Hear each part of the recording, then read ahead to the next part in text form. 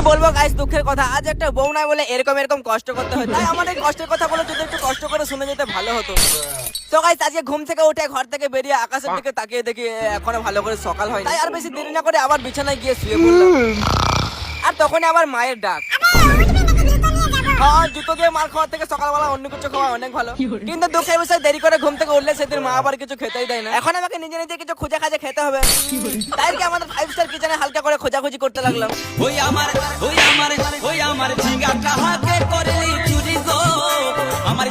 কুকুরের মতো খোঁজাখুঁজি করার পর লাস্টে একটা ওয়ারেস কি আর করবো, এটাই পানির সঙ্গে মিশিয়ে খাচ্ছিলাম। আর তখনই মা বললো, কি